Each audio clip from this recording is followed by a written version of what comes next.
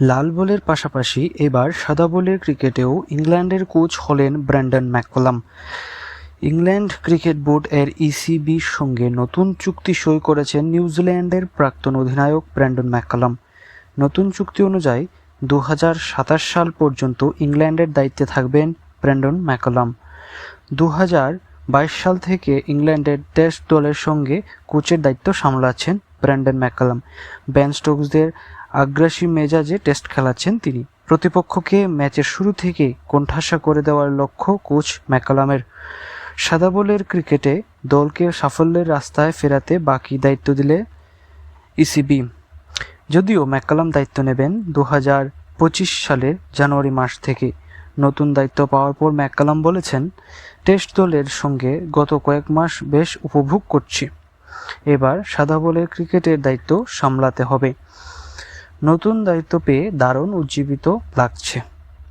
নতুন চ্যালেঞ্জ সামলানোর জন্য আমি প্রস্তুত।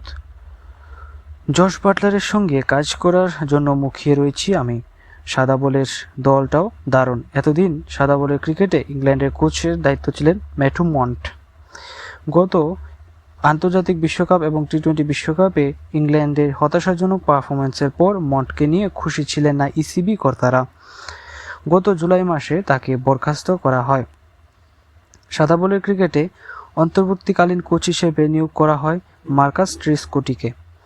অস্ট্রেলিয়ার বিরুদ্ধে আসন্ন সিরিজ এবং আগামী নভেম্বরে ওয়েস্ট ইন্ডিজের বিরুদ্ধে সিরিজে বাটলারের দলের প্রশিক্ষক হিসেবে থাকবেন ট্রেসকোটিকি। ইংল্যান্ডের সাদা বলের কোচ হওয়ার দৌড়ে ছিলেন অস্ট্রেলিয়ার প্রাক্তন অধিনায়ক রিকি পন্টিং এবং ইংল্যান্ডের প্রাক্তন অধিনায়ক ওয়েন মর্গান। শোনা যাচ্ছে ইংল্যান্ডের প্রাক্তন কোচ অ্যান্ডি ফ্লাওয়ারের নাম।